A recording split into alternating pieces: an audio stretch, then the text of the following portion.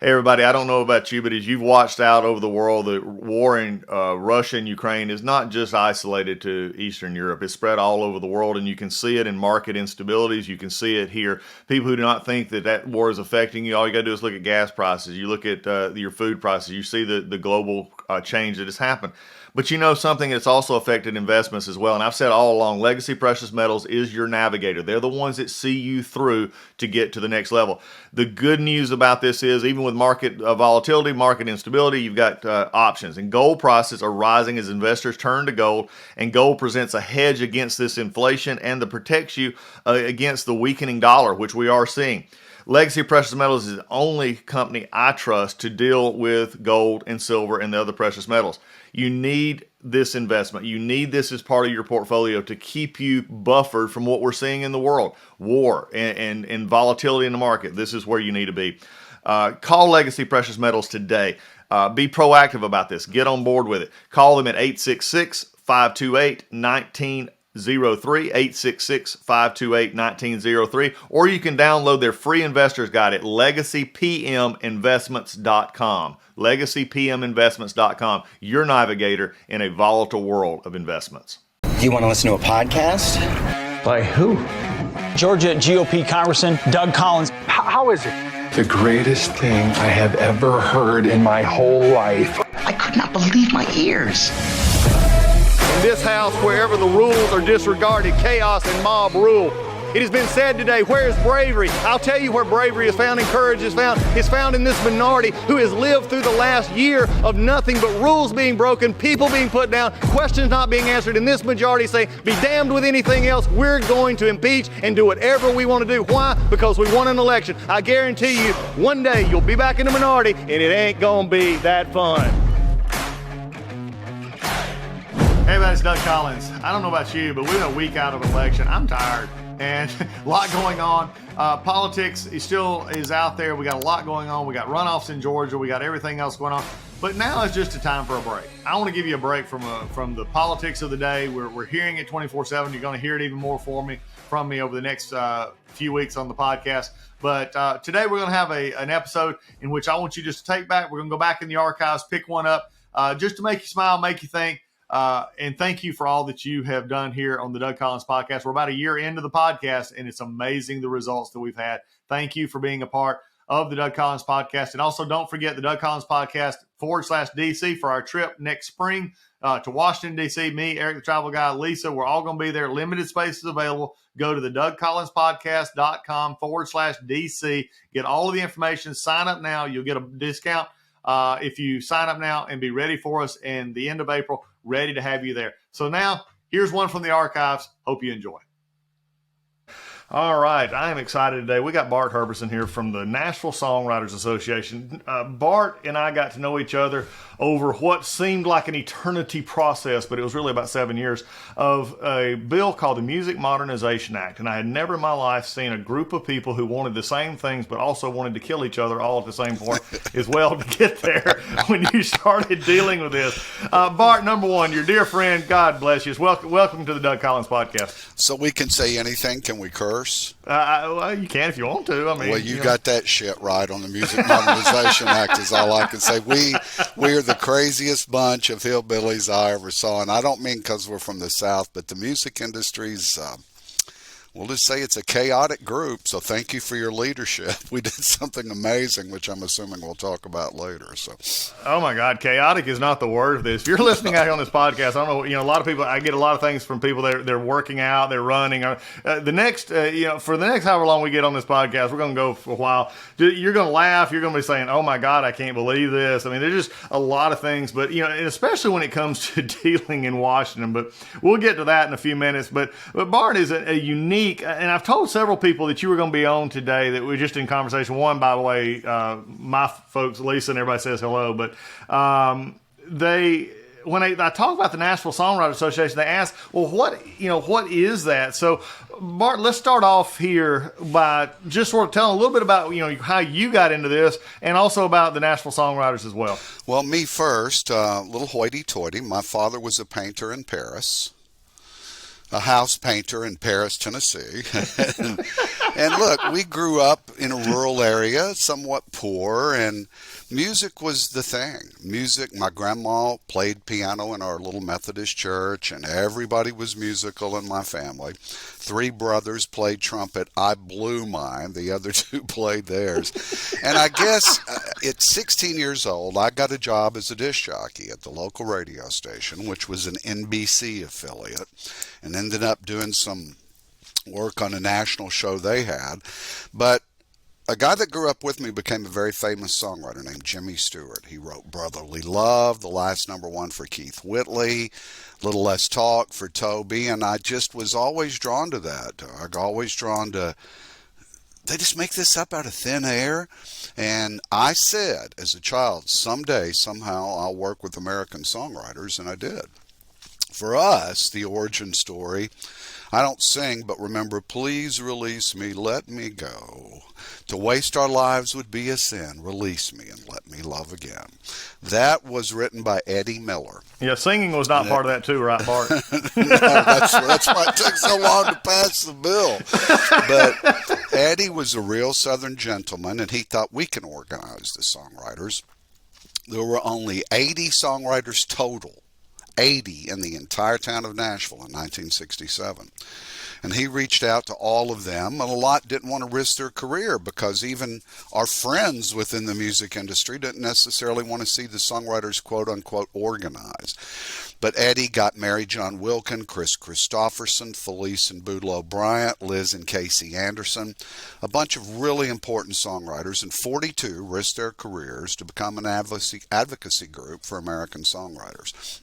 The first issue was just to let the American public know the artist, especially back then, rarely wrote the songs, and so just to get the songwriters' names on the records. It took us 4 years, but in 1971, working with all American publishers and labels, we did that. All the labels agreed to put the songwriter's name underneath the artist. Now, the font was microscopic, but it was still a big victory to us. And what I think, Doug, that was really important, you know, this is the first time I've called you Doug. I'm still going to call you Congressman because you're one of the best members of Congress to ever hold a seat, and we miss you there.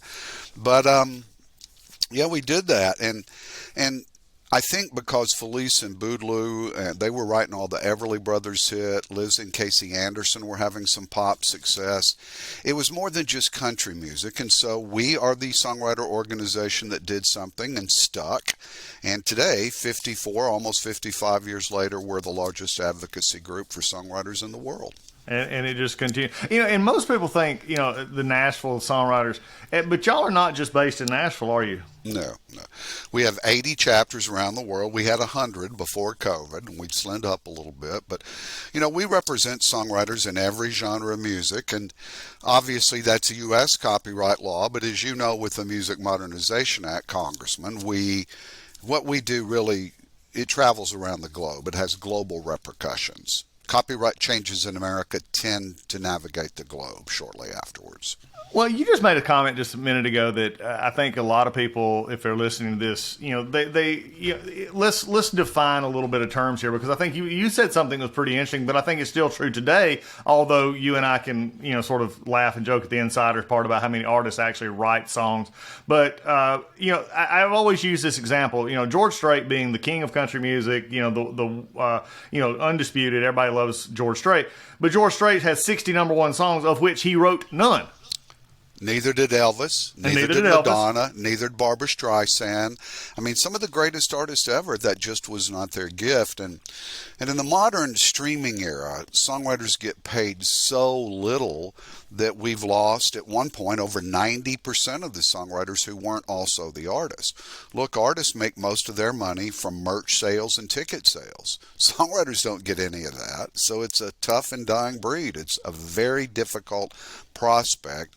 What you did is already starting to show a difference, and over time it will be the salvation of the non-artist songwriter, and that was the Music Modernization Act, which nobody thought we'd ever get done. And if, I don't know if you want to talk about that now, but I will brag on you because, look, as we both know, politics is so polarizing on both sides. And You sat on the Judiciary Committee. That's everything from email servers to it's all the political stuff comes before the committee in the House and Senate, especially in the House, and nobody thought we'd ever get it done. But you passed it unanimously in the U.S. House of Representatives, and that's the day I became certain that we'd do it.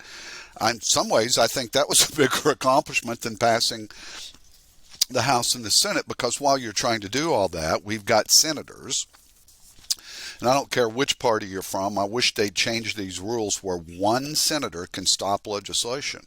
And we had a couple who tried, but you and your office and others navigated through that to do something amazing. And if I may, let me try to boil down a very complicated piece of legislation where anybody can understand it. There's two copyrights when you listen to a song. There's the song the songwriter wrote, and there's the record somebody makes of that. The record somebody makes of that, called the sound recording copyright, has been under very few government restrictions. Labels, for the most part, negotiate their own royalties, their own things with whoever's selling the record or distributing it. Not so with songwriters, and this goes back to 1909 when three terrible things happened to songwriters. First, while record labels are in a free market negotiating, the government's going to set our rates. How's that going to work? It hasn't. Not very well. Number two, under a standard of evidence back then that said this, the original 1909 copyright law that you changed said you can only pay that songwriter so little that the purchaser of a player piano roll won't notice a price increase. What does that mean? That meant while Thomas Edison was selling wax cylinders for $6, the songwriters got a penny. The songwriters and publishers divided all they made was 1 penny for each song. And that's what was in effect until you passed the Music Modernization Act. And finally, number three, those original 1909 rules put us under a compulsory license. And I just think that's one of the most evil things that we've ever seen in America. What it says is, whether we agree with the government set rates or not, we are compelled to license our song for those rates. So the Music Modernization Act didn't change the rates. It changed a couple of those things very importantly. It set a new standard of evidence, not how little can the songwriter be paid, but if this were a marketplace deal, what would that deal look like? And it's called willing buyer, willing seller, and that was huge. And it also made a lot of other changes, and we're just now starting to test drive those because we've got a couple of both. Couple of songwriters get two kinds of royalties also, so see how confusing this becomes. But we're about to enter proceedings where we'll get to use what you did for the first time, and songwriters will be paid more. So thank you. It's the most significant piece of copyright legislation for songwriters since 1909. Well, it was fun to look at, and you know, as you're going through it and going back on it, and I look back on that time with you and getting to know so many of the songwriters and also, frankly, artists as well, who and I had always said that this was going to have to come together. But Bart, on a funny side here, I can, for those out here saying, well, why does this matter to me? And I want to address the why it matters to, because I'm on the outside. I've always joked about that I can't, the only thing I can play is the radio, and that's about it. But for me, it was always, I came back to that understanding that music and songs and people who could express that. Growing up as a state troopers kid in North Georgia, I had books and I had music. And those are the two things that took me out of the peninsula, frankly, that I still live on today, took me around the world. And as I grew and I found out about this issue when I first went to Congress, nobody really wanted to take it up. It was one of those situations in which, one, you had to actually get in and understand it to try and fix it, and also you had the fact that the ones who you were trying to help were fighting each other all the time. It was just, after a while people said we're not going to do it. But it hit me about the first little bit of time, and I called you and said we're going to do this, and that I have fed my family out of what comes, out of my heart, through, out of my mind, out of my heart, through my hands or through my mouth. That is how I have fed my family, that God has provided for me while I was a pastor, a lawyer, wherever it may be. And that has value to it. And in this internet age today, there has been this discussion that what you get on the internet is free, or music is free. And so for you out there, if you're wondering, okay, what is this music modernization all about? It's about actually getting people paid for what they've done in your life. Everybody who's listening to this podcast right now can think of a song, and it'll take it, to that special place. It could be a sad place. It could be there's music that I hear right now that I'll immediately start crying. There's songs that I'll hear right now that I'll immediately start smiling. Those are the kind of things that matter. And we were losing a generation and going to lose the future for, quote, the freedom of music on a phone or on a laptop or anything else, because the ones who were writing those heartstrings, writing those joyful strings, were not being able to do it and get paid for what they were worth. And I think this is, for me, now that I told somebody this the other day, Bart, and it just brought back a smile to my face. After hearing some of the good stuff going on, I said, I bet there's kids now who will grow up under the MMA, Music Modernization Act, who never knew the struggle, but are now being able to write those songs in their bedroom. They're the Taylor Swifts who's never been discovered yet. They're sitting in their bedroom with a guitar writing what will become the soundtrack to people's lives 10 and 15 years from now. I keep forgetting to tell you something, to compliment you about something. You did something much bigger than the Music Modernization Act, and I don't even know if you're aware of this, Congressman Collins. Our founding fathers realized that the promise of this nation was its ideas. And so when writing Article 1, Section 8 of the Constitution, they called on James Madison specifically to author that language. I paraphrase, in order to protect progress in science and the useful arts, Congress may grant for a limited time. Those were his words. And that's where we got the copyright.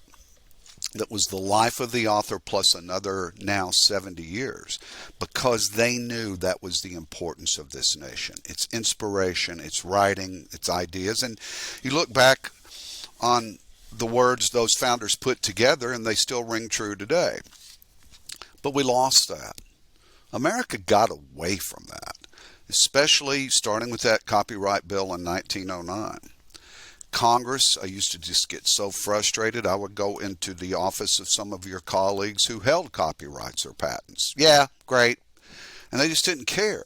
It was an uphill, tough political struggle. It pitted a lot of institutions against a lot of other institutions.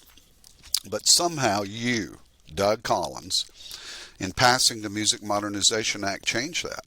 And there is a different receptivity in Congress now. They appreciate the value of American copyrights, which, by the way, in many years are the #1 balance of trade export item in this country.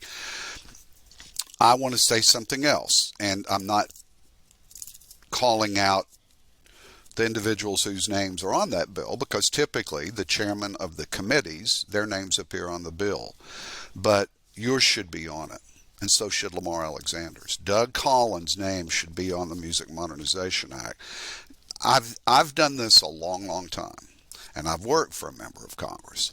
I've never seen anybody personally grab a hold of a bulldog and navigate it from one end of the room to the other, and that's exactly what you did. And thank you. But not only did you improve the future lot for American songwriters, you brought back to Congress the sensitivity of what our founders meant in the first place. Yeah. And thank you. Well, I appreciate it. Well, it does, and it matters. Whether you're podcasting like we are, you're writing a song, you're writing a book, you're doing whatever, these are the kind of things that you have it right, Bart, that our founders believed the greatness of, and many people always go back to this, I don't care what kind of trouble we're having right now in our Congress and government, the founders always understood that the greatness of America was not found in anything else except the idea of America. It was the idea. And a way to navigate different ideas. Exactly. And you accomplished that. You accomplished it. I just don't think people get it. We're talking about email servers. Louis Gohmert's losing his mind on this committee. And I say that with grace toward all of them. And Louis was a big champion of this. But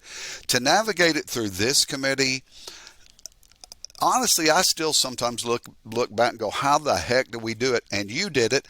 And for those that say there's no bipartisanship in Congress, give a big lift to Hakeem Jeffries. You two were very different philosophically, but you were both right, and you managed to wrangle the troops and get something done that's life-changing for the constituents I represent. Well, it makes a difference. And as I was joking when we first started, we're going to spend the rest of this time talking about the fun of getting this to happen. Because there are stories and people that go back. Bart, it just as we look at so many of those bars. But I still will never forget one of the first times I ever got all of y'all to sort of speak, the main players, the songwriting community, the labels, the Grammys, and there's names out there, David Islott, Mitch Glazer.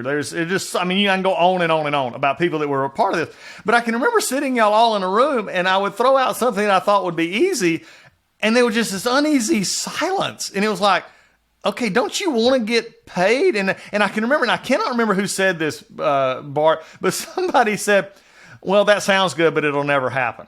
Well, what you were confronting was this, a misperception in my view that of the dollar. Because when you said something that would increase songwriter royalty payments, my colleague Mitch Glazer, who represents the labels, traditionally those labels had thought that's going to come out of our pocket. But part of what the Music Modernization Act will do is redefine royalties to some degree. And I think you did something else that we don't credit you enough with. The labels today are truly our partners.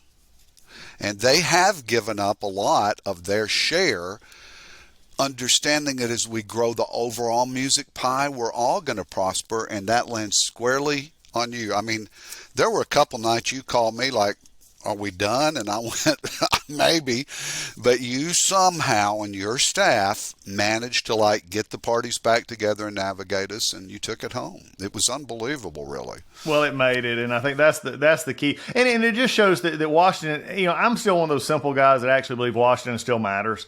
In the sense that it matters not just for a political discourse or a 5-minute on YouTube, but it actually touches real people's lives. And you can't get any more real than what we're going to discuss here, as we go forward for the next, however long we get going. You and I get going, we get going. And that is one of the things that you did. And let's going to take it in stages here. And then I'll also, I want to understand this, because if you're listening to this, you're going to get some stories. Bart can tell some stories that we have. But one of the things that you were doing for years was bringing songwriters, some who had success, others who were brand new. I think about Lee Thomas. I think about Jamie Floyd. I think about, Tom Daniel. I think so many of these who came. But you were bringing them to Washington, D.C. to play songs for members just to get them to understand the realization. What made you do that? I was a creature of the Hill. I worked there for 10 years for Bob Clement, a very conservative Southern Democrat, and I met with NSAI and I met with others, and I always thought it was the same 3 or 4 writers. They never performed. And I went, y'all have the greatest calling card in the world. So when when they interviewed for me for this job, went, how are you going to do it? I went, first, we're going to raise the money to pay for it. And that took me a little while. But when we do, I'm never going to Capitol Hill without a songwriter with me who's going to play the song and tell their story. And here was their story. Their story went back to 1909, those 3 unfair things I told you. But I typically we'd pay some great song. And there was a method to my madness. I would find out. I remember with a Congressman Sensenbrenner. I remember that he was not always on our side, frankly. And went into his office, and he had lost a relative from Alzheimer's, and they told me I was out of my mind, but I had somebody play an uncut song about Alzheimer's, and it changed him. And we had a great dialogue, and he was open to the songwriters and actually helped us. So it was the power of the songs. And I'd typically start off, so we'd play some great song that maybe the member of Congress got married to, or their children was played at their baptism or whatever, and I'd go, well, how do you think the writer feels when, under the rules that Congress has set, did you know that's the only occupation in America under a maximum wage? They go, what are you talking about? I'd go, and I would explain that 1 penny is now 9.1 cents divided among all the writers and whatever. Same thing with streaming. It was set up to be a race to the bottom for songwriters. And this is not an exaggeration. By my estimate, in my 25 years of doing this, we've done over 5,000 of those appointments. And eventually it mattered. I think over time, Congress realized that we were right. And we also presented, you did in the Music Modernization Act, here's why it passed. We presented them options starting with changing the tax code for songwriters that had been weirdly taken away from them in the 50s, and some things where we didn't have the industry fighting amongst itself. And then there came a moment with the Music Modernization Act where there were a lot of independent bills, and it was one of the toughest moments, you know, where you had to decide what went into the overall bill. But yeah, we did that. We played thousands and thousands of songs from members of Congress, and I can promise you one thing, whether they agreed with us or not, in the kind of days members of Congress have to have reading stuff that Einstein couldn't understand, we had the best calling card to play you a song that made you laugh or cry. They remembered that. I can. Well, you mentioned one with Sensenbrenner. Sensenbrenner, for those who don't know, Jim is just a big, gruff teddy bear. You have to get through about 16 layers of exterior to realize the heart of this man. But okay, you said 5,000 of these. What was some of the? Tell me one of your. Let's go with this because let's. What was one of your funnier ones when you went into a that you remember with a member? It wasn't a song. It was Senator Barbara Mikulski holding Even Stevens' guitar like she was going to play the Bluebird. She was obsessed with the Bluebird. Now, y'all own the Bluebird, right? We own the Bluebird Cafe in Nashville, so I brought Even Stevens and Chris Wall, and we even brought a little Bluebird thing and did a show in her office. But, you know, there were so many of them through the years. And, again, I was pretty calculated. We tried when we could to play a song that had meaning to that member of Congress. Was there ever one that got you emotionally? I think you mentioned her early. Jamie Floyd wrote this great song. The album was nominated for a Grammy called The Blade. And the song got me, but watching Jamie Floyd, is there a better singer you've ever heard in your life? I haven't. A beautiful woman that knows how to sing. She emotes. The song's supposed to make us feel something, and Jamie, gosh darn it, would make us laugh and cry. And I think Jamie also entered our ecosystem. I learned about Jamie in a movie called The Last Songwriter that's free out there if people want to go watch it. It had gotten that bad, so every time Jamie played it, it was like a knife through the heart on a number of different levels. And then there were a couple personal to me that go back to my family. The good stuff, you know, You're Gonna Miss This, just the ones about family always got me. But I'm a big Sappy fan, and sometimes I would have to clear my throat before, after those songs, we could make our pitch to a member of Congress. And that is understandable. What was yours, by the way? Probably mine was when we talked about the house that raised me. House that built me, yeah. Built Tom me. Douglas, The house that built me. Tom Douglas and Alan Shamblin, yeah. Just an amazing song, and of course, and for me, and I, you know, look, I've got so many good friends up there that just mean the absolute world to me, and the songs that they've written. I mean, there's so many, but that one was one, and there was another one, and it was one of my early trips to, and it was not in D.C. actually, but it was in one of my early trips to Nashville, and a guy, anyway, it was the song Letters from Home. Yeah, yeah. And he played it in the office just down the street from y'all, and it'll come to me here in a minute. But it was very real to me because of being deployed to Iraq and doing that. So, you know, it hits you at a different moment. And I think that's what makes music so great. And I think that's what makes these songs, to me, why I get so passionate about this, why I love it so much, why I still to this day, even out of office, this is one of my heartstrings to continue to do, because it is such who we are. And, you know, whether it's as you talked about growing up in church, singing in the choir, or as my wife introduced me to something called the Hootenanny, where, on Friday night, Saturday night, everybody would just bring whatever instrument they had and they'd sit around in the garage and play. That's America. That's that one collective voice song. But there is so many of these characters that are songwriters that, it's like, where did you come up with this kind of stuff? And they express it so well. And while you bring them to DC, to talk about it, you now put a face to a song that every time you now hear it on the radio, or you listen to it on the internet or wherever you listen to it, you can't help but think about the songwriter. And I think that's so good. You mentioned my colleague David Israelite. What a genius. And he deserves the lion's share of the credit on the trade association side. David and you know, I bow down. But in that whole process, I saw something with you. I want to brag on you again, if you'll allow me, because you could have been a songwriter, Doug. Songs are supposed to make us feel something, and I feel like I'm a really good public speaker, and I feel if I have a gift in this, it's to boil down complicated issues to where anybody can understand them quickly. And I try to turn with those writers in the rooms to the emotion of the songs to get members to support us. You're the best I ever saw at it ever. And you can still find this if you will Google Music Modernization Act, House Judiciary Committee hearing Doug Collins. That speech you gave that day, before that committee gave the final vote, I stole part of it. I still use part of it because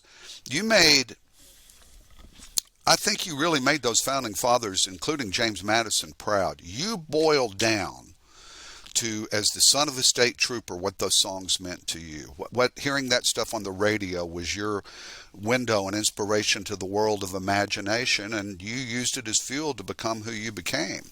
And what you said that day, and what you said 100 times, you said like a songwriter would sing it. And so thank you for that. Well, I appreciate that. But it is all about turn of phrase, and we all have those in our life. And let's talk for a few minutes about some of the and I think this will be a fun thing here. Some of the country music and really rap. I mean, we're not talking specifically country here but country's going to be a predominance, of course, for the day. But I got to know the pop writers. I got to know the ones who are in urban music, rap, classical. It all affected them because it was this new way, and it's not a bad thing.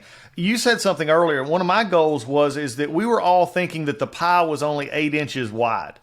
And the reality was, I believed that the pie, and still to this day believe that the pie could be 30 inches wide. And that it expanded the pie. Nobody was leaving behind. You were getting more out of it. So it was really amazing. Paul Williams, Aloe Black. These are, outside of that. You mentioned Barbra Streisand. One of her most famous songs, Paul Williams wrote. Evergreen. That's right. Which if you ever hear him talk about, of course he likes to talk about the Rainbow Connection with Kermit, but he makes it. But these are the things that touch our lives. But the twist of the song and the turn of a verse, the Tim McGraw song, I'm riding in a truck that the bank lets me borrow from month to month. I mean, think about that. How many times do you think about your truck payment being the bank lets me borrow from month to month? That's real. Or one of my dear friends, yours as well, used to be president of the Nashville Songwriters Association, Lee Thomas Miller, who writing with Chris Stapleton, I've got a problem, in his song Whiskey. It's just, but it ain't about what you think. I drink because I'm lonely, and I'm lonely because I drink. I mean, my God, if that don't get you, I don't know what does. That's profound. And look, you had asked me earlier about bringing writers up there, and this was in concert with you in your office. The most effective moment I ever saw of that is there was a House Judiciary Committee hearing on these issues. And before that, in the room next door, we held a media event. We is NSAI, Nashville Songwriters, and the National Music Publishers Association. Very little speaking. We have Desmond Child, Cara DiAguardi, B.C. Jean, Lee Thomas Miller, and Linda Perry. Your audience has never heard of any of those people, but they have heard of Living on a Prayer that Desmond wrote for Bon Jovi, Beautiful by Christina Aguilera that Linda wrote, and You're Gonna Miss This that Lee Thomas Miller wrote. So the entire media event is this. They each took the stage and played their one song. When it was over, we showed 2 screens. The first screen said that All these songs were co-written. They've all got a publisher, which means that songwriter owns 25% of the royalties of this song, which is common. For 35 million streams, their 25% paid them $185 for 35 million streams. You personally invited House and Senate members to come to that event. There is one of the trade associations for the digital companies. They wrote the best story we could have ever written. They went, that doesn't even sound fair to us. That literally turned the tide, and a couple years later we passed that bill.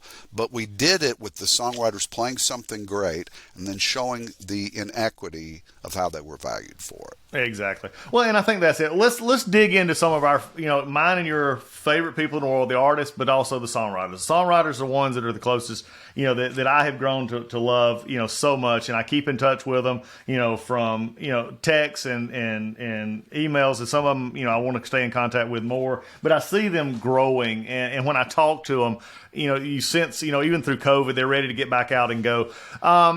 Let's start back, though, in a little bit in the wilder days of Nashville, when it was really growing. You tell a great story, one about your very building that you're in, the office building. If people were to come to Nashville and to see, if they were to drive by your building, what would they, tell that story, because it's really a famous building that you really, that has nothing to do with Nashville Songwriters, but it's where y'all have now. There was a man named Harold Shedd, and Harold was from Bremen, Alabama, a musical area, Bremen, Georgia, I'm sorry, and had worked in Muscle Shoals area, a musical area, made his way to Nashville doing radio jingles. And one day Harold went, I can record jingles, I can record songs, and took the ill-advised move of mortgaging his house to sign a band named Young Country. He, when I say built, that would be a lie. He begged, borrowed, and stole some really antiquated studio equipment, put it in a room near Music Row, and recorded this band. And the record labels, let me shout, hated this band. Some of them like, what the hell you think? This isn't country? What? I don't know what this is. They're off tempo, they're off key. Never call us again. So Harold had invested everything he owned, and I think quickly learned, well, maybe this isn't that easy. And the band was ready to walk because they were a bar band. They played around the South making a living. They had kids. They were older by this time. And Harold goes, no, we're not done. We're going to make a second record. And over months and months and months, when the band wasn't touring, they did. And Harold sent it to all the same labels, and most of them didn't even listen to it. And they said, what did you not understand about We Hate This? We hate you because this isn't country. It's like Southern rock. We don't know what it is. And so that was that. And there were 3 songs left. And Harold said, look, let's just record them. And by the way, he named that room the First Music Mill. And so they recorded them, all but one. They had one song left. Meanwhile, back at the ranch, as happens in the music industry, RCA was not happy with the Nashville people running it. So they come down and fire everybody at the record label. Everybody. And they bring in, I think he was 27. He was in his 20s, a kid from New York named Joe Galani. He goes to his big, lovely office in what used to be the Sony building, and they're showing him around. He sits down. There's one cassette tape sitting on his tape player. He puts it in and goes, oh my God. Remember, he'd been working in pop. This is exactly what I hear, the direction of country music. Go find this band. They found him. He quickly signed them and changed their name, drum roll please, to Alabama. The greatest selling band in the history of country music, one of the greatest ever. And their success built the Music Mill, the first song ever recorded in there. And by the way, it is said, and Harold has turned it up, I forget which cuts, but there's a couple of those famous Alabama cuts. If you really turn them up as they fade out, you can hear a car honking outside the First Music Mill. So Harold came over and dug a hole, that has got thousands of tons of white silica sand, put a I've never seen this. Underneath there are tongue and groove floor joists that are massive, with a lattice work of 9,000 2x4s that stick down into that sand. They built the entire studio, then built the building over it. So with all the construction in Nashville, people explode dynamite 2 or 3 times a day. The whole earth moves. That building doesn't move, nor does it make a sound. The first song ever recorded in it was Closer You Get by Alabama. And soon after that, Harold just took off like a rocket ship, became a famous producer. They revived Polygram Records and made Harold the label head.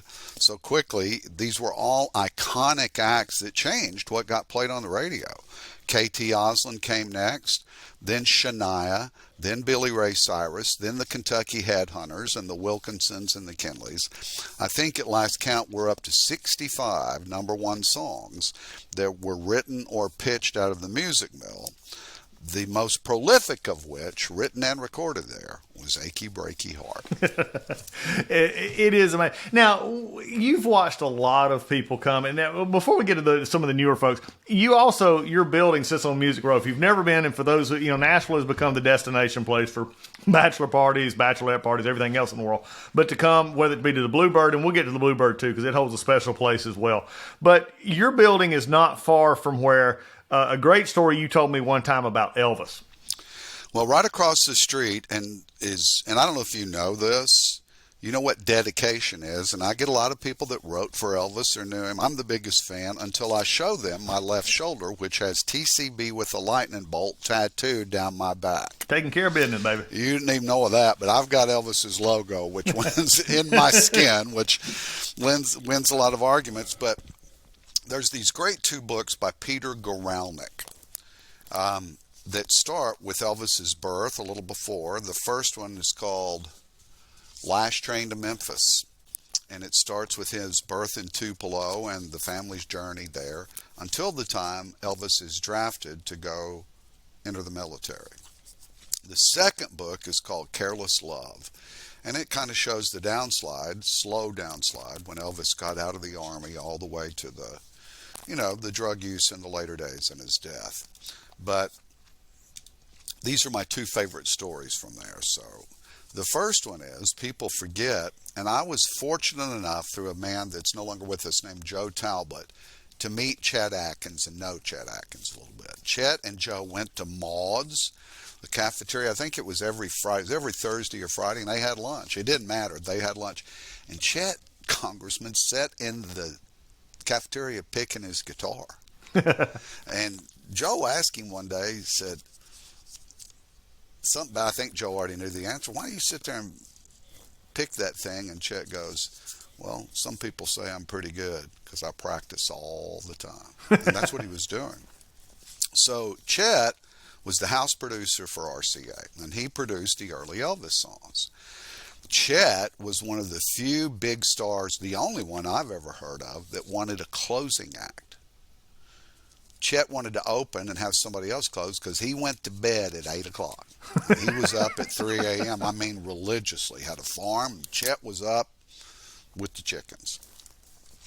And so Elvis wanted to record at 11, 12, 1, may show up, may not show up. They were known to sit up for 3 or 4 in the morning playing gospel songs, then record.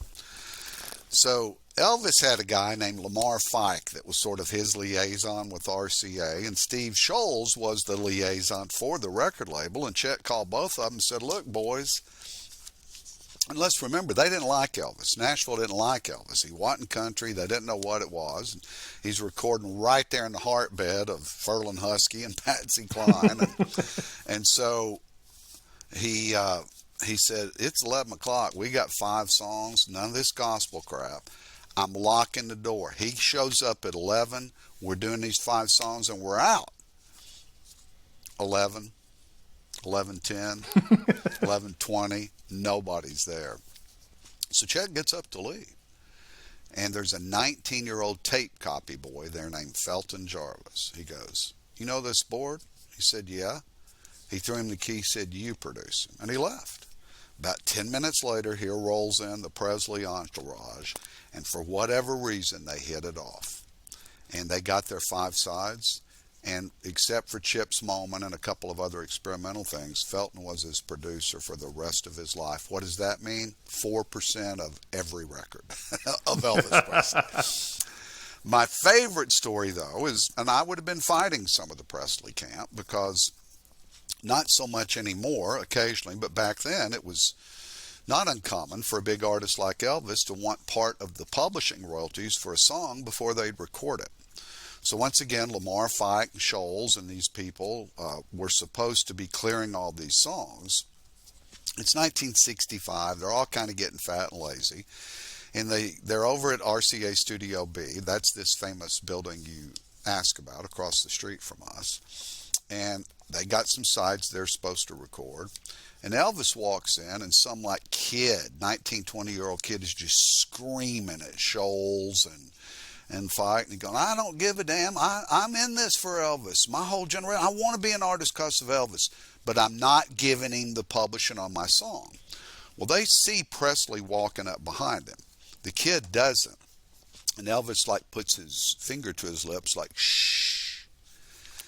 And they were scared to death because they knew they'd been caught, and they wanted to try to worm their way out of it, but Elvis wanted to hear what the kid had to say. So he just kept going on. He goes, don't be cruel, I sing it in my sleep, and this or that other, Elvis, but I'm walking. So Elvis reveals himself and goes, what's going on here? And the kid, who's named Jerry Reed, the great artist Jerry Reed, tells him, because I'm not giving my publishing up. And Elvis goes, the boy keeps his publishing. They started to say something, and Elvis cut him off, said, did you hear me? So Reed's sitting down there, and nervous, he picks up a guitar and starts playing part of the song, and Elvis said, hell, just play it on the record. So it's 19, 20-year-old Jerry Reed playing his own licks on Guitar Man. And that's another one of my favorite stories. There's 3 little streets, as you know, Congressman, called Music Row. They're all really old houses built in World War II and after. And it all happens on those 3 streets. So there's a lot of stories right around our building. We're right in the heart of it. Well, and if you've ever been there, if you like music at all, especially if you like country, but you know, it's interesting. We've just named a lot of, songwriters that are from just amazingly different backgrounds. I mean, Desmond Childs is one of the most prolific songwriters in the rock pop genre. Everything for Bon Jovi, Livin' La Vida Loca, for Ricky Martin. I mean, Desmond is a freak of nature, and just, he's one of the best songwriters that ever wrote since David sang the Psalms to God. I mean, he's just and a lot of them are, but Desmond right at the top. He makes it that way. And I think one of the interesting things, another, big, of course, name from Nashville was, of course, Johnny Cash. And coming through. And you have an interesting story about a mutual, very good friend of mine and yours both, Rob Hatch. And the story, how he got, there's a story out there right now that they found some of the old songs that Johnny had began writing or had not finished.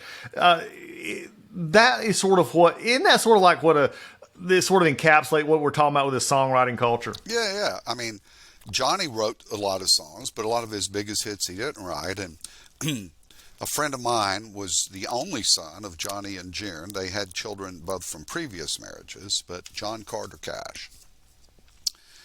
And John doesn't talk about this much, but I think I have the essence of it right. So we lost June. And Johnny was just, part of him died when June died. But he told John Carter, they live in Hendersonville, Gallatin area, a little bit north, 20, 30 minutes north of Nashville. They have a studio up there.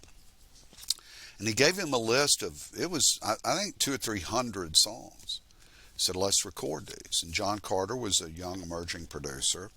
And they went into the house and recorded them, including that famous cover of Nine Inch Nails' Hurt, which may be Johnny's greatest song of all time that's not named Folsom Prison Blues. They did that.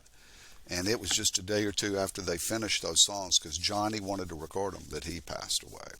Somewhere in the middle of all that, they found all these original songs Johnny started but never finished. And my friend Dottie Moore and Rob Hatch and others were brought in to do that very thing. And it was quite an honor, and just something that that I don't know that I've ever heard of that before or since. Yeah, it's pretty wild. If you hear Rob tell the story, Rob, to think about it, the song being, done and having his name next to Johnny Cash as writers. I mean, because we asked him, I think you actually asked him, said, what have you been working on? He goes, I'm co-writing with Johnny Cash. And we both kind of laughed, and he goes, for real? And we're like, oh my God, when he told us that story. Well, when we heard, and you and I had the privilege of hearing some of the first songs of that, it was at my daughter's Jordan birthday. We brought her to Nashville, and we're sitting out back at Lee's house, and Rob's sitting there with his guitar, and he said, here, what do you think about this? And we heard it was great, and that's when he sort of revealed to us what he was doing.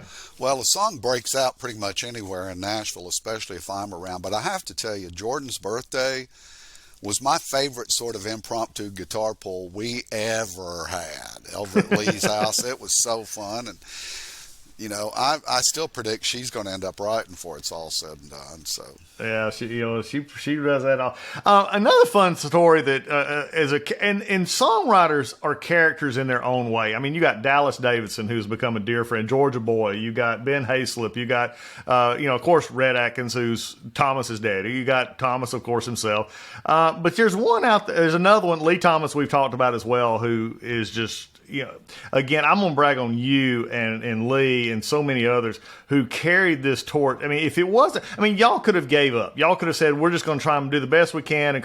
And you didn't. And when I'll never forget Lee sitting at the congressional hearing.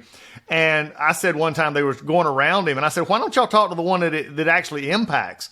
And he was able to give that very first person account of why this stuff matters. But there's also another guy who it's a funny story. Rivers Rutherford. Rivers, and you talked about Jerry Reed getting with Elvis. The song "American Remains" was the follow-up to, of course, and this goes back to I try to bring this all the way back around to the starting of Nashville Songwriters. Chris Christopherson. He was one of the four with Waylon Jennings and the Johnny Cash and of course Willie Nelson and the Highwaymen. And they had their big song and they wanted to write the reggae. You've heard him tell this story a bunch. The story is pretty amazing, and it just shows you that songwriters come from anywhere. Rivers and I are both from West Tennessee, and I don't know, I think there's something in the water over there. You just, if there's a trait from over there, I think we're just raised because it's tough. It was sharecropper land, and I think it really comes from that if you work hard and have a moral center, you can pretty much do anything. Well, Rivers grew up next door to Graceland, Elvis. That property over there, that subdivision, if you're looking back to the right, his daddy still owns. Glenn Rivers owns part of that. So Rivers was going to Ole Miss, and he's about to graduate, and he has been signed to a songwriting deal. Now, he's a rock and roller. He's not writing country. By a producer named Chips Moman, who worked at American Studio there in Memphis. And so he's a senior about to graduate. And he's taking some final exams, and Chip calls him and says, you know the Highwaymen? Rivers goes, no. And he names them. Oh, I've heard of Cash. I think I've heard of that Christopherson guy. And he goes, well, I've sent you a song. So Rivers, and this is back when you bought the record or the tape. So something arrives in the mail, and it's called The Highwayman.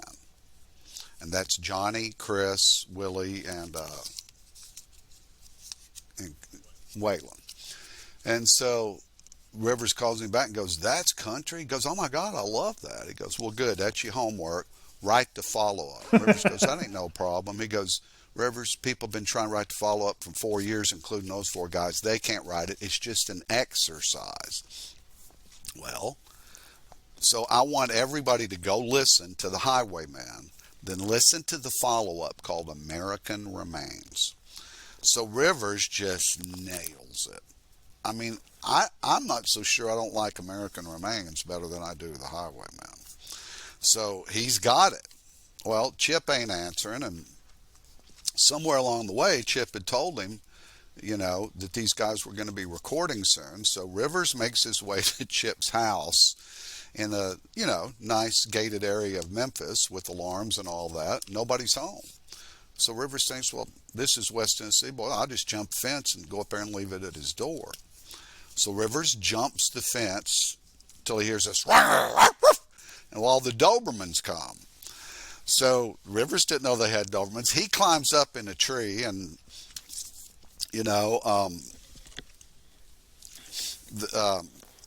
the producer gets home in just a few minutes and lets him down, and they go in and listen to it, and he goes, "Oh my God." Chips goes, "This is unbelievable.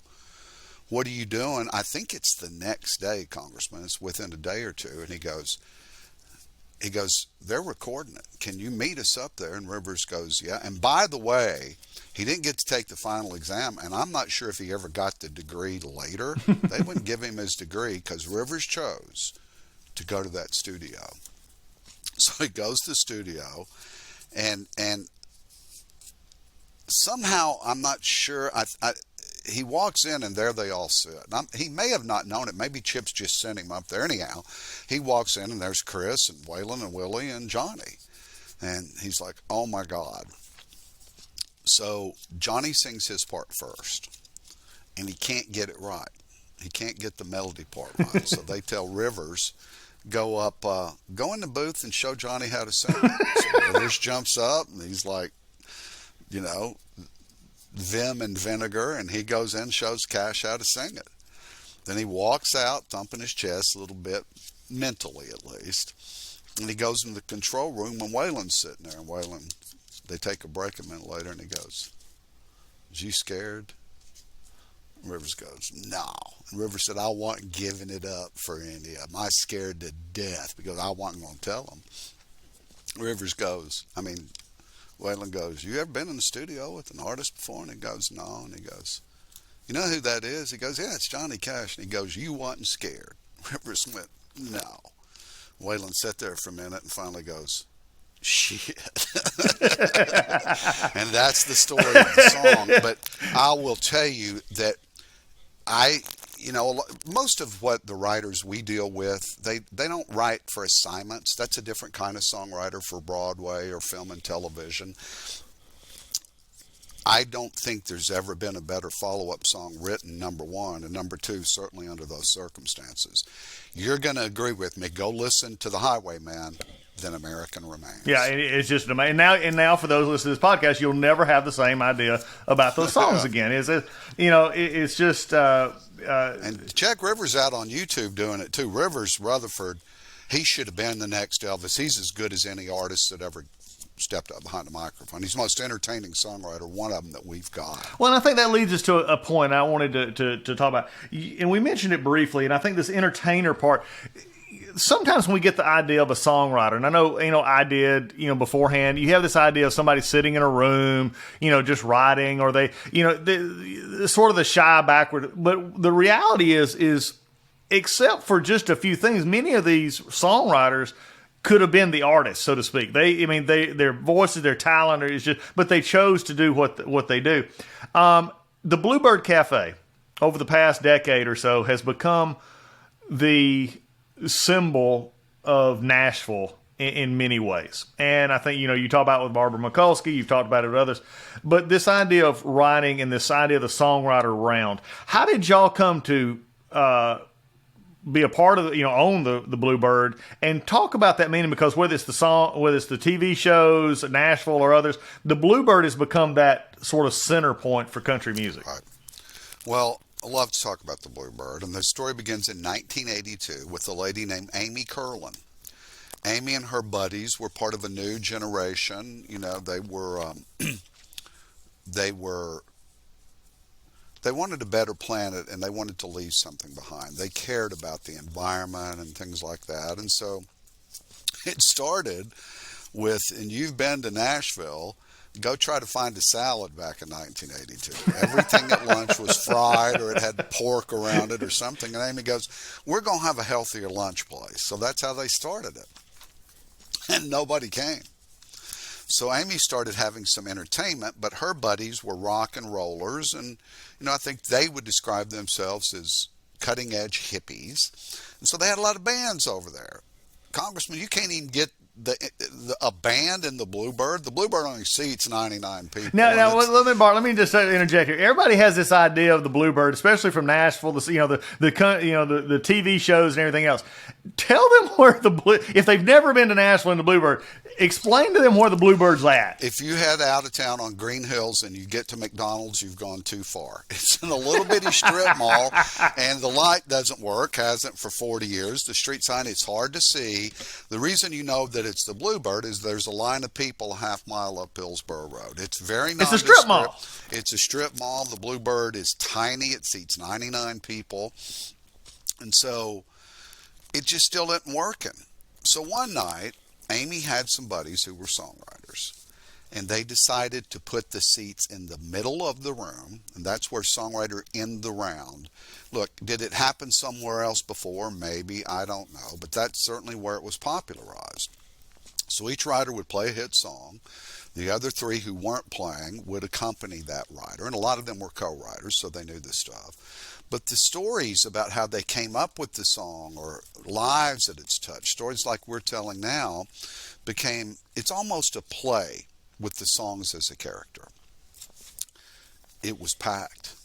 Couldn't get in. And Amy went, okay. And she tried it a couple more times. Packed. And it was quiet and it was intimate and it was like I'm talking now. And Amy went, the room's telling us something. So it became a songwriter room, and not too many months later, there were 2 shows a night, every night. And Amy started this thing because so many people wanted to play the Bluebird that she started an audition open mic process that still is intact today. So kids, people, aspiring writers and artists from all over the world avail themselves of that process. And we still have specific times for open mic, and the early shows are for up-and-comers. The last part of what cemented the Bluebird's legend is publishers who needed to sign songwriters and record labels who needed to sign artists just went to the Bluebird, because the best songs in town and the most recent are being played at the Bluebird. So Garth Brooks, Keith Urban, Vince Gill, Taylor Swift, through the years there have been so many famous career moments. And the Bluebird is just, there's no place like it in the world. Many have tried. There are lots of other songwriter venues that are different. Some we love and respect, but there's none like the Bluebird Cafe. Yeah, the Bluebird is just something you got to. If you go to Nashville, if you have any, music in you at all, you got to go to the Bluebird. But you got to call early. You got to. Yeah. Tickets go on sale. They will be sold out in 2 or 3 minutes. Every show. Yeah, anybody that wants to go up there. And you mentioned that. So, and some people don't realize that this is actually a touchstone. I mean, Garth Brooks, McGraw, all these folks have actually sang there, who've actually been there. It's not just a mythical place. This is actually someplace where they actually go. Let me plug some movies. The first is Bluebird, the movie. Our general manager, Erica Wallum-Nichols, produced it. It was the #1 movie for a while last year on Amazon after it came out. Check it out and you'll see what we're talking about. And we do have some exclusive Taylor Swift content in that movie that you will see nowhere else on the planet.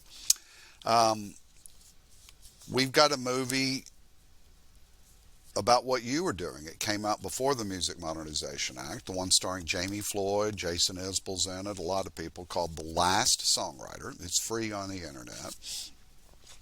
Then we've got one that I'm associate producer on that I'm so proud of, and it touches on this a little bit, but it's called It All Begins With a Song.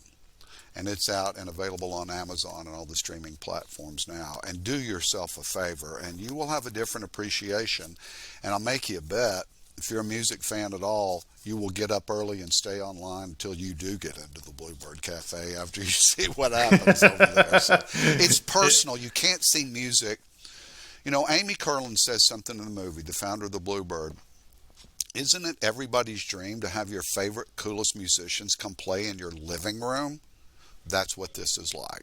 Yep, and it's just so transparent, and to see when you're there and you really see, especially the young ones, you can tell. And I've noticed, I was there been there a few times, and there was one night, and I can't remember when I was there, but they had some of the guys that we knew that had made it, and for some reason there was a younger songwriter that got thrown in with them, an up and comer, and it was just like you could just see it in their eyes. It was like, I go back, and again, I'm a child of the South, okay? I mean, I grew up in Northeast Georgia. I mean, the Nashville, the Grand Ole Opry, everybody, you get to go to the Opry. I mean, it was like you could see this in their eyes. I'm here at the Bluebird, and I'm actually playing at the Bluebird.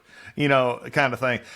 You've also sent something as well. You've been there in Nashville for a lot of folks' first time through, so to speak. And you've sort of mentioned this before. You've seen them before they were, Taylor Swift, Carrie Underwood, some of these. What were they like when you first met? Because everybody sees them now. And by the way, Taylor has done, you talk about somebody who understands to not be a lawyer, to understand copyright and understand what she owns. Taylor Swift's also changed this industry as well.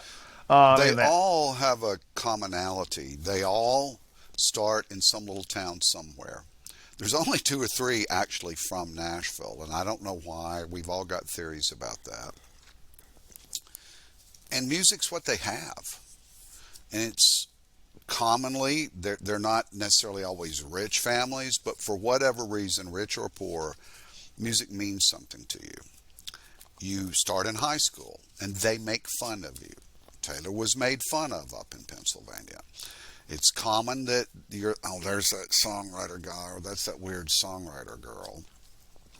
And even if you do perform local and you have a little success, when you tell your parents you're moving to whatever town it is to become a professional songwriter, and these days it can only be Los Angeles or Nashville because that's where the community lives if you want to take it to the top professional route, then they have an intervention. You're going to do what? Some schools have started offering college degree programs in songwriting and the music business, but you risk everything you've got, and Congressman, for true songwriters, it's not an option. You have to do it. Songwriting is almost like a drug addiction. You get an idea at 2:30 in the morning, and I counsel spouses a lot. They will some songwriter sends their spouse over, and I went, they do have to write that song right then. Then I compare it. Do you have a gift? Yeah, I work on cars. Well, yeah, they get it. And then they come to Nashville, and they are scared to death because they realize they're not as good as they thought they were. They go to the Bluebird and see Tony Arata or Hillary Lindsey, and then they got to dig back in. But the true songwriters, they starve to death, and then one day they hear something on the radio, and it's their first single. And that's the journey of every songwriter, including Taylor. Taylor, I got lucky because her dad is Scott Swift. And the first time I met Taylor, we weren't in the Music Mill. We were in a different building, and he brought her over. And it's not my job to meet with young 14-year-old songwriters. But my entire staff was sick or preoccupied that day, so I did it. And she played me 3 or 4 songs. I couldn't tell you what any of them were. What I do remember, and telling the staff for months, is that kid's got something. Everything was where it went. They were about puppies, and they were kid-like songs, but there was something about her. And Taylor had something I've only ever seen with Bruce Springsteen and Elvis Presley. She had the ability to make you feel what she was singing. It was palpable. So a year passes. She's 15. Scott brings her back around. They're moving to Nashville that summer. She's already signed a deal with Sony Publishing, and she plays me Picture to Burn, Tim McGraw, and our song. And I went, okay, and that was how I met Taylor. Yeah. Yeah, it's just amazing you have that family, and it's always, in some ways it's almost like the families that have a good kid who's a baseball player, a football player. They're always pushing, and the family's there in the background. But it's such a high pressure, kind of thing, because songwriting and performing, almost like being in politics, is you get instant feedback, and it's not based on missing a shot or hitting a home run. It's based on very personal. I put out something, and if somebody doesn't like it, it hurts in your heart because it's you. We tell you got to have a thick skin. Taylor, I've heard her say this, and I use her own words. They were all no's until somebody said yes, and you only get 1 or 2 yeses in your whole career. It's a career fraught with rejection.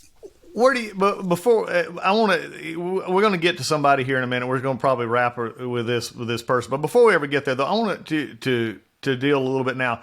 we hear this all the time, and you've been there for long enough. You've seen the iterations. You talked about Alabama, coming along and Alabama changing the genre. You had, Billy Ray Cyrus. You had Shania.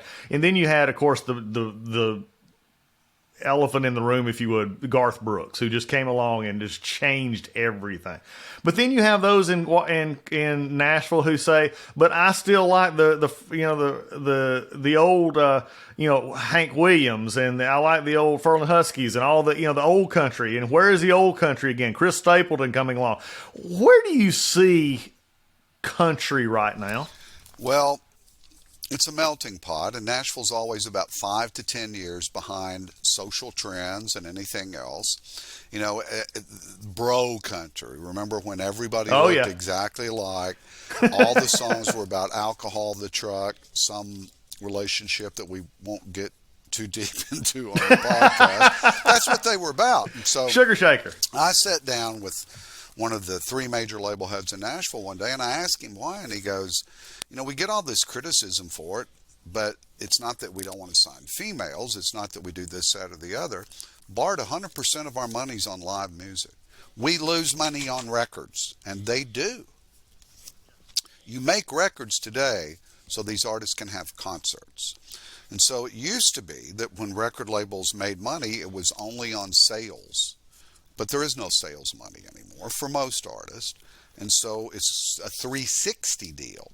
It's part of the entire circle of an artist's income, which is their songs, their publishing, most importantly, their concert revenue and their merch sales. Overwhelmingly, the audience that goes to see country music live shows are 19 to 27-year-old females that don't want to see other females perform. I disagree with that. I think the labels weren't making the right choices. Right. So we went through that phase, and we went through a couple of other phases. I am pleased to tell you, because I've been asking the same question during COVID, and I think we've had to get back to your roots. I think you're going to see our genre be true country music again with a lot of the new artists they're signing, and great songs. And that's what I'm looking forward to. And I think we're already seeing some senses of that. Because all the writers and artists had 2 years to sit home and think about what? The song they were singing and write some great material. Right. Well, I think that's one of the things that's going to come through. You always have, out of the dark ages came the Renaissance. I mean, you see those kind of times going. And this brings us to one that I've been holding back a little bit, but wanting to talk about because he was a dear friend to me, someone who I enjoyed getting to know.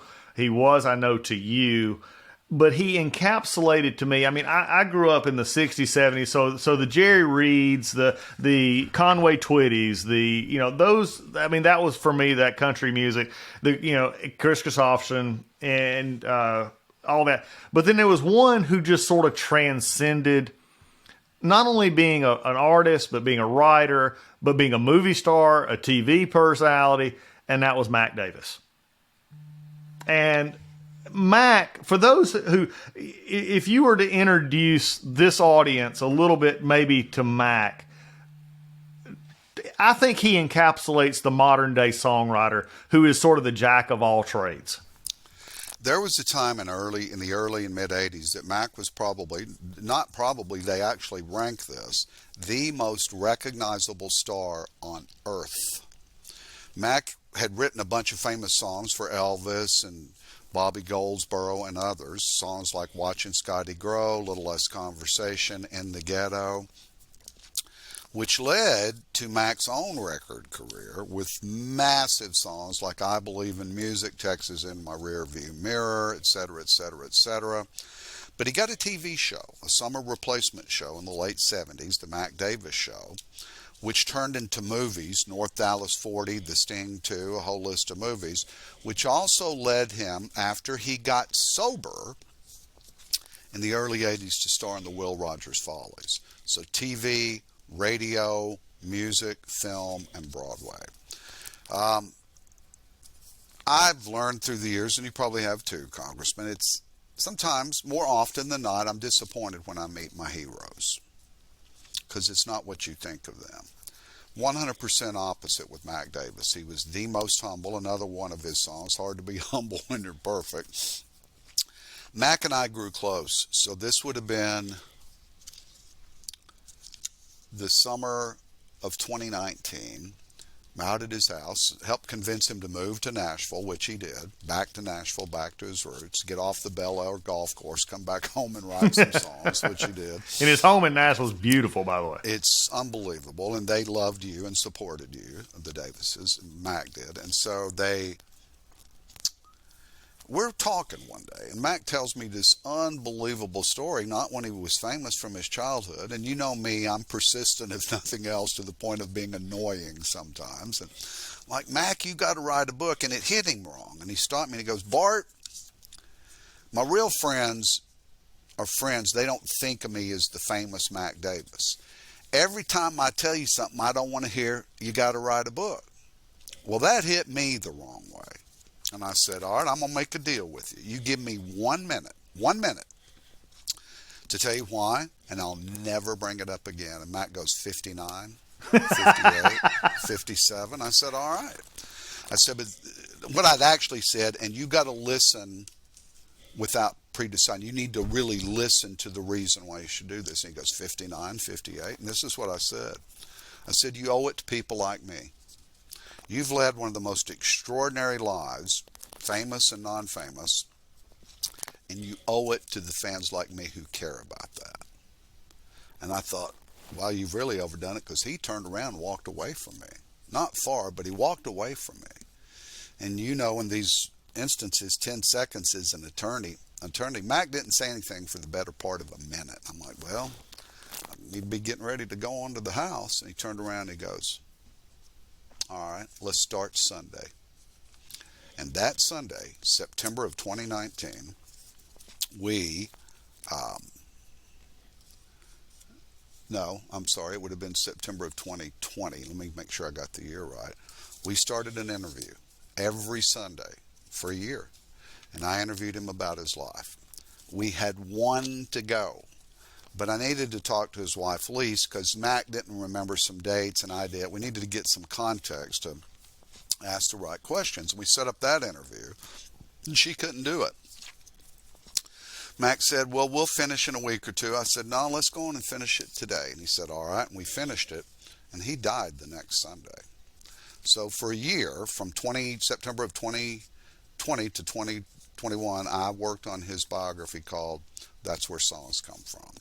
We're finished. Lisa's editing it, and it's been, I don't know, I feel like Mac chose me somehow, because wait till you read this book. I just put it together. It's all in Mac's words. It's one of the most powerful, moving life stories I've ever heard, and I'm privileged to be a part of it, Congressman. So that's where songs come from. Will be out sometime, hopefully, within the next year. That'd be so cool. I mean, for somebody like myself who watched it from afar, I mean, a forward from me would be, here's somebody that you dream, as you said, when you meet people in your life that you think about, and it turns out better than you can ever imagine. Because I've met a lot of folks in life that I had an expectation of, and that expectation didn't come true. And I don't blame them. I blame me. It was my expectation. Mac was one who, and if you're listening to this podcast and you don't know who Mac Davis is, then this will be your gift of this podcast, is to go Google, look up Mac Davis. And then when this book's coming out, you'll definitely, want to be a part of that. As we sort of wrap up here, Bart, you and I mean, that and an Old South and a glass of sweet tea, we could go along forever. When you look at it today, I hope the one thing that when I was in Congress, I hoped whenever I left, and I'm out right now, is that you make a difference. And songwriters, to me, made that difference in my life. I can point to the times when, I think about my time just like when I was in Iraq, and there are 3 songs that just come back to me. The minute I hear them, I go back there. Troubadour was one of them, George Strait. It just, and for different reasons. I can go back to if I hear How Great Thou Art, or Amazing Grace. I mean, it hits me because of my mom. I mean, this is where the rubber hits the road, and music and songwriting means so much. My hope is that we take what we've talked about today, and for those out there who may not have any idea of any of this, but you have that person that occasionally strums on a guitar, plays the piano, comes up with lyrics, comes up with something, is to foster that. That's what makes us great. That is who we are, is how we express ourselves to each other. I believe that you, Bart, and the Nashville Songwriters and the folks that we've talked about in brief, and like I said, we could go for 10 hours and I could name each and every one of what they mean to me. But that's the hope for tomorrow. If I look back on a lot of things we did in Congress, this one is at one of the very top, because I know that long after you and I are done, years from now, this will be something that will keep another kid, maybe from North Georgia, who's sitting in the room because his dad works all the time in public safety, and the way he got to travel was through a song and through the lyrics that come through, or a book and words on a page. We've got to remember that. Bart, are you excited about the future? I don't think we could have, if we'd have tried this a couple years earlier, the industry would not have embraced it. Had we tried it a couple years later, a lot of things just weren't ripe for it. People say, I had Senator Alexander ask me the other day, how's this working? I said, it's great, but you and Doug Collins and others won't really know this legacy for many years to come. Here's what you did, Congressman. You redivided what we get out of $1. And so we've already gotten more. We're going to get more. But we don't know what this means until we see the growth of streaming over the next 10, 20, 30 years. Smartphones are 11 years old. 70-80% of every American has more than one device. It drops off into the teens in most of the next developed countries. But as we see even developed countries like France and Great Britain enjoy more digital access, and certainly the countries like India and China, that $185 that the writer earned, I believe, can be in the tens of thousands down the road. And you did that. And I will tell you, the day we signed it, DOJ, some other things that had happened to songwriters while we were trying to work this, it was almost like we were at a wake. We felt like we were presiding over the death of something beautiful. The day we passed that Music Modernization Act, when President Trump signed it, I think it was October 18th of 2018, it all changed. We've been optimistic, and you also see what you did for the value of music. Bruce Springsteen just sold his catalog for $500 million. Yeah, and I'm waiting for my cut of that, but Bruce hadn't called. Connected because people know that the music's going to grow and grow. We will not see music royalties diminish in my lifetime, and so thank you. Well, I think that's important because, and like I said, and we be funny about it, but it is started, and it's all across the globe that those values of the song again are actually finding the value that they deserve. And the old masters, the old recordings, the old sheet music, the stuff is coming back to life as we go forward. Well, I want to ask you one question before we leave. I don't think I ever asked you this, and I'll answer it. Mine is the Rain Song by Led Zeppelin. It's about the seasons of emotion. What's your favorite song? One song, Desert Island, Doug Collins. Oh, Lord. It's a tough question. It is a tough question. It is a tough question. But, and just like a typical songwriter, you know why? Because my emotions and my time changes as it goes. But as I look back on it, there would be... there's one that I love, and it may sound strange to some people, but the song by Simon and Garfunkel, America. And I have made, much to my kids who listen to this podcast will know, I have forced them and their girlfriends and their friends to listen to that song. and here's what I tell them, Bart. I say, listen to this song. You're gonna love. I said, listen to the words. Listen to the words. And in the part of the song where he says. And God, I get emotional to this moment. I mean, there's still some, but anyway, he says, Kathy, I'm lost, but I knew she was sleeping. And the visualization of somebody who's lived a life, who's been happily married, but has been through business and life. When I think about that, how many times have we that line so encompasses the passionate scream that I don't know what I'm doing, I'm lost, and you say it knowing nobody's going to hear it because he says in the very line, but she's asleep. I mean, that just to me captures life. Well, history first records songs with names like Solomon and a guy named David sitting on the hill singing those psalms to God. And I really do want to thank you one last time for getting Congress to recognize what the founders recognized, that that's important and it's got value.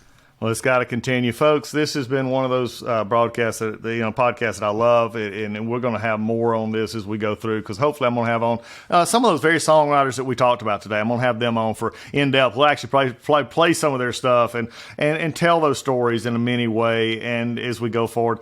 But if you don't know anything about Nashville Songwriters, please look them up. Be a part. If you're out there and you're a songwriter, I can't tell how many people I've sent to Bart over the years who I meet at events and say, hey, call Bart. Well, I'm a songwriter. I'm 40 years old. I can't do this anymore. Yeah, you can.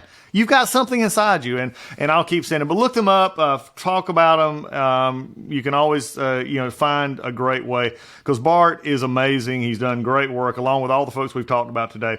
But let me just say this for all the podcast listeners before we sign off. If you've got a dream inside of you, do not let anybody take that dream away from you. Nobody's going to come force you. Nobody's going to come make you famous, but don't let anybody take the dream away. What is written in your heart can come out of your mind and out of your mouth and out of your hands, and you can change the world if you simply let it happen.